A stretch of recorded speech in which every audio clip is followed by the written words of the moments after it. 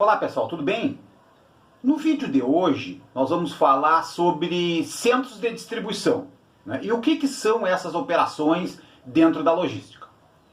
No canal de logística nós temos vídeos e novidades toda semana.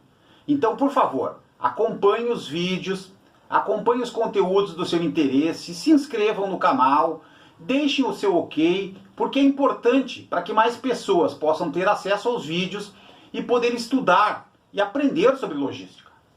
Então a gente vai estar dividindo esse vídeo aqui, fazendo uma introdução, né, falando um pouquinho, conceituando, né, as operações em centros de distribuição, e depois vamos estar falando então das funções, né, mais importantes dentro dos centros de distribuição. Os centros de distribuição, conhecidos então a gente vai usar aqui a abreviatura, né, o CD, né? Também são chamados de depósito ou de armazém. São grandes prédios, são grandes estruturas físicas utilizadas, né, por fabricantes, por varejistas, por atacadistas e mesmo pelos operadores logísticos com a finalidade de armazenar produtos, armazenar mercadorias antes que essas sejam vendidas, utilizadas ou enviadas para outro local, enviadas para as lojas. Na logística, né, os CDs, eles são os pontos físicos de uma rede, eles são os pontos físicos da cadeia de abastecimento. Né? Ou seja, dentro da cadeia de abastecimento, quando as mercadorias não estão sendo produzidas, ou movimentadas, ou transportadas, elas estão armazenadas, né, em um centro de distribuição, aguardando o seu próximo destino. Só para a gente ter uma ideia geral, tá pessoal? No centro de distribuição ocorrem centenas de atividades, né, com o objetivo de atender as principais, né, etapas da logística, né, que são o recebimento, a armazenagem, a separação e a expedição. Então essas são as 4 principais atividades de uma operação logística, de uma operação dentro de um centro de distribuição. Elas, claro que elas se dividem em outras dezenas de atividades, mas principalmente engloba essas 4 grandes fases. Normalmente, né, em um centro de distribuição, são armazenados, são movimentados milhares de itens, né, milhares de SKUs. E para fazer essa operação, para controlar essa quantidade de itens, para controlar essa quantidade de caixas de produtos, de pallets, né, num centro de distribuição é imprescindível, por exemplo, pessoal, ter um sistema, né, um Warehouse Management System, né, que é o sistema que controla um centro de distribuição. É preciso ter processos muito bem alinhados, muito bem afinados, muito bem definidos. É preciso ter equipes, né? Por mais mecanizado que seja um centro de distribuição, por mais automatizado, vai ser sempre necessária a mão de obra. Né? E também, pessoal, equipamentos e tecnologia de ponta para garantir uma operação de qualidade.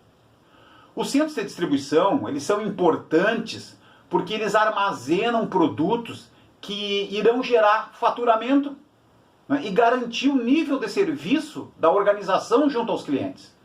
Pois se eu tenho mercadoria estocada, se eu tenho mercadoria armazenada, né, com certeza, né, eu vou ter produto para vender para meus clientes.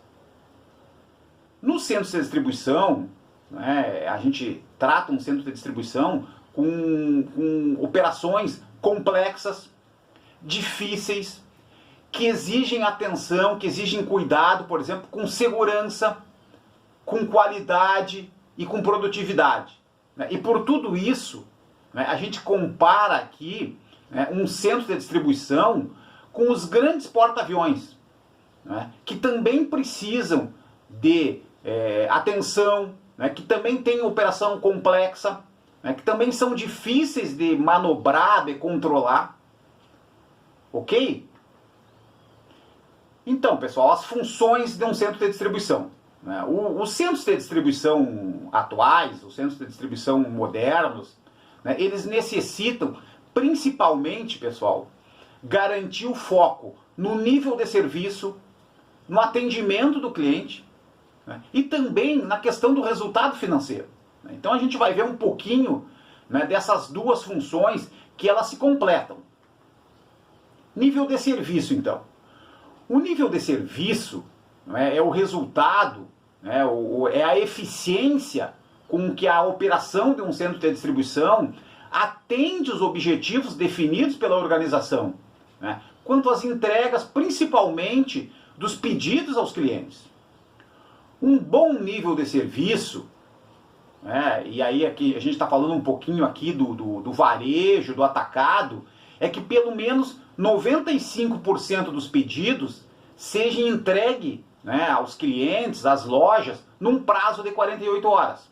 Né. Normalmente, né, como a gente falou aqui, é uma meta dos grandes, dos médios varejistas. Sendo que, principalmente para as operações de comércio eletrônico, por exemplo, né, já estão sendo utilizados hoje prazos de 12 horas ou de 24 horas de atendimento para o cliente, né, de entrega para o cliente depois de feito o pedido, ou até menos de 12 horas, né, para algum grande operador do comércio eletrônico, por exemplo. Para atingimento, né, de um nível de serviço de excelência, né, é necessário manter, né, resultados operacionais, bons resultados operacionais, né, em todas as fases da operação logística. Então a gente dividiu naquelas 4 fases, né, o recebimento, a armazenagem, a separação e a expedição. No recebimento das mercadorias, pessoal, é importante aqui a gente controlar o tempo de permanência do fornecedor dentro da nossa operação. Que é importante que seja no máximo 3 horas e meia. É uma meta, né, que a gente utiliza, né, nas operações de centro de distribuição para atender o fornecedor e para mostrar também um pouquinho da eficiência da operação de um centro de distribuição. Uma outra meta importante, um outro objetivo importante é que a agenda seja recebida 100% dentro do prazo. Aquilo que eu agendei no dia, eu preciso descarregar, conferir, receber e guardar no dia. A armazenagem. Então, guardar, como a gente falou anteriormente, guardar 100% dos produtos recebidos no mesmo dia. E aí também, né, pessoal, outra função da área de gestão de estoque que compõe a armazenagem, né, é garantir a acuracidade dos estoques e dos processos entre um percentual de 99,90% até 99,97% no mínimo. Ok? Em relação à separação das mercadorias, né, aqui é uma operação complexa, né, e aqui exige também um controle, uma atenção na produtividade, e para a gente ter produtividade entre 120 a 140 caixas, né, homem-hora, né, que com esse número possivelmente a gente vai poder fazer aquele atendimento de 48 horas. E também aqui, pessoal, não adianta só eu ter produtividade, eu tenho que ter qualidade no processo. Qualidade aqui, se o meu processo de separação for auditado, eu preciso ter 99,90% até 99,97% de acuracidade no processo, no mínimo. E já a expedição, né, ter uma visibilidade do lead time dos pedidos, né, bem como o atendimento das janelas de entrega, garantindo as metas, né, dos pedidos entregue no OTIF definido pela direção, né, o OTIF que é o On Time in Full, é se aquele meu pedido vai ser entregue completo, com certeza, não é correto para o cliente. E também, né, pessoal, carregar e expedir, né, 100% dos pedidos separados e programados. Uma outra função é a questão dos resultados financeiros, né, porque a médio e longo prazo, pessoal, não é suficiente somente entregar o nível de serviço, né, mas todos os tipos de operação logística, elas necessitam também atingir um resultado financeiro. Aqui a gente coloca o break-even financeiro como uma meta, né? O break-even, pessoal, é o ponto de equilíbrio de um negócio, né? É onde as despesas elas se igualam às receitas, mantendo o resultado final praticamente zero, né, evitando prejuízo.